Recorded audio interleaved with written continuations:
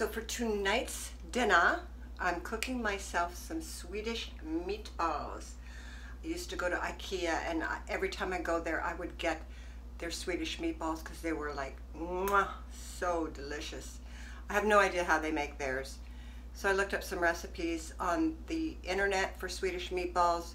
I combined a few of the recipes and left out some things on one recipe, brought in some other things from another. So, I just add what I like. You do the same thing. So I'm gonna start cooking because I am starving. All right, so the very first thing that I wanna do here is just to get the breadcrumbs in a bowl with the cream, because that actually, I'm gonna do a half a cup of the pork rinds. They're not breadcrumbs.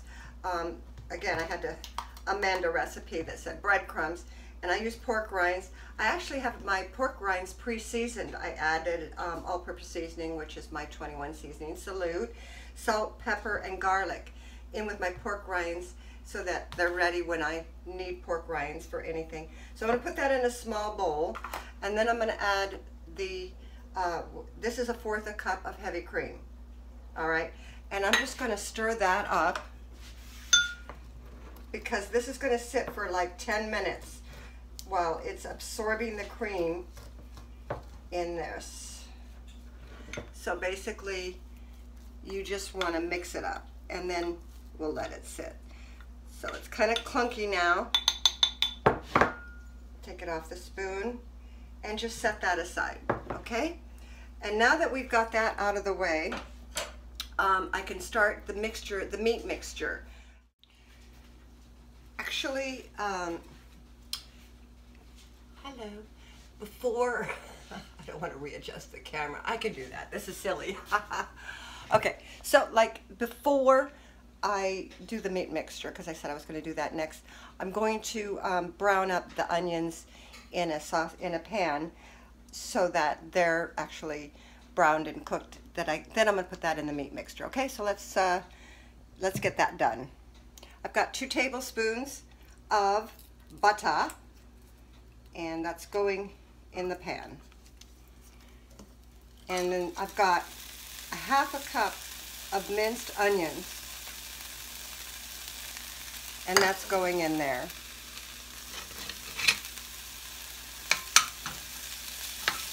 And again, we just want to get this brown.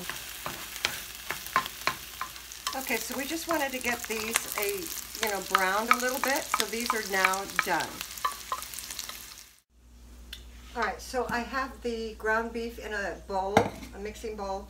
I'm going to add the browned onions that we just cooked up with the butter and all, the whole thing. Just put it all in here. Okay, and now I've got 1 egg, and I'm going to drop that in the mixture. And now for all the seasoning. You're going to add about 1/2 teaspoon of salt, and pepper. What do I do with my pepper? Ta-da! Going to add about 1/2 teaspoon of pepper, and you're going to add 1 teaspoon of garlic powder.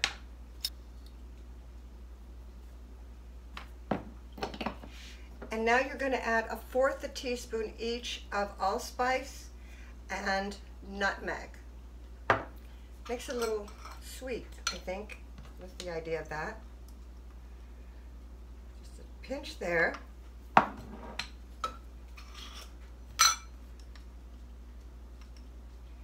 And a pinch there. The thing about Swedish meatballs is they are sweet, and some recipes call for sugar. You could put sweetener in here if you really want to.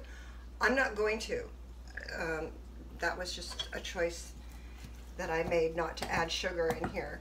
But if you want it sweeter, definitely add some sweetener to it. You could add swerve, you could add stevia, but I'm not sure because it's liquid. Oh, if you have non-liquid stevia, that would work too. And now I'm just mixing it all up in the bowl. Oh, remember when we set aside the pork rinds? we need to add the pork rinds now with the meat mixture. I knew something was missing. Okay, so now we're talking. All right, now we mix it all together. Okay.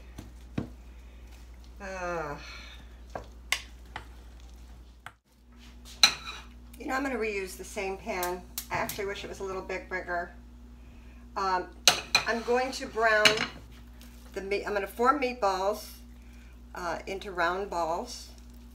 I'm going to put them in the fry pan to get them brown. They're not going to cook all the way because we're actually going to end up baking these and using the dripping, the gravy drippings for the brown gravy that's going to go on top of the Swedish meatballs. That's what makes our Swedish meatballs so delicious. So I'm just forming the round meatballs.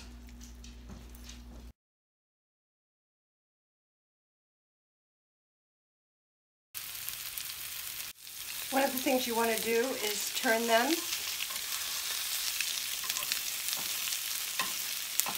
and get the other side brown.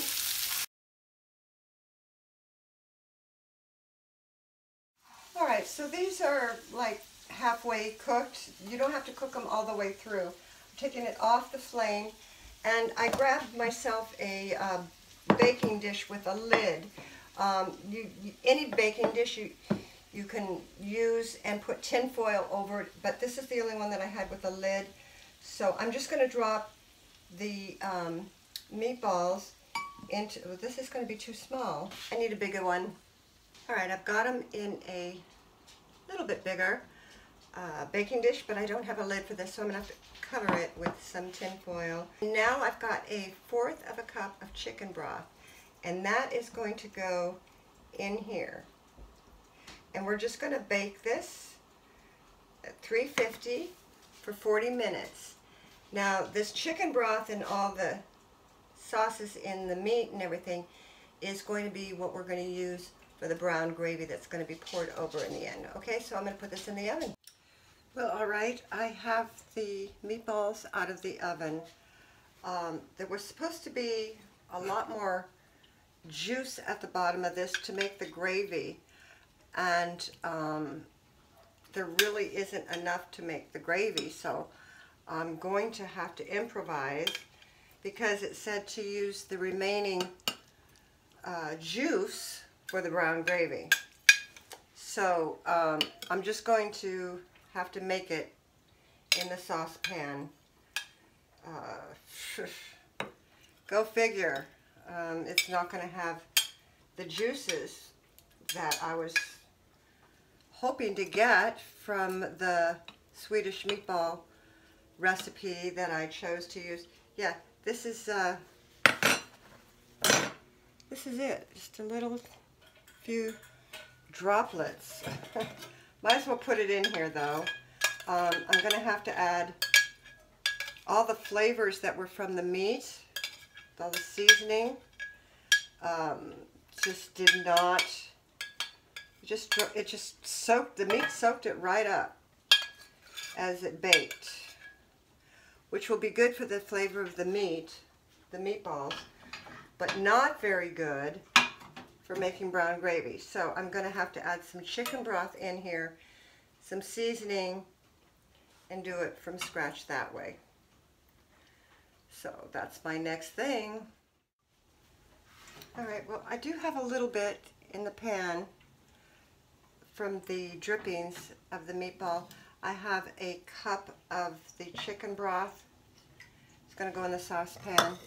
I'm going to put in the sprinkle in seasonings that we had in the meat. I'm going to turn the flame on. And now I'm going to guess about a tablespoon of almond flour. I'm going to sprinkle it in as I stir. We want to thicken the sauce, the gravy. This gravy may not have the full flavor that we were going for because we don't have as much of the pan drippings in it. Still scraping some of the pan drippings off. Alright, this is about as thick as it's going to get without me killing it.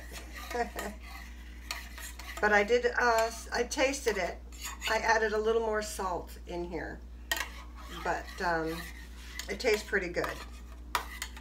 So now I'm just going to pour it over the meatballs.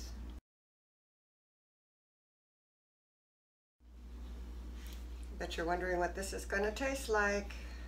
So am I. So I shall cut into one of the meatballs. I like it. Flavors are very good. Flavors are very, very good. I wonder what that sauce would have tasted like with all the drippings from the meat. Sometimes you got to improvise. This is actually very good. The flavor of the meatball is, of the Swedish meatball, is quite yummy. Okay. So, we have success. Let me know if you like it, okay? Leave a comment. If you don't like it, don't leave a comment. Okay, ta-ta.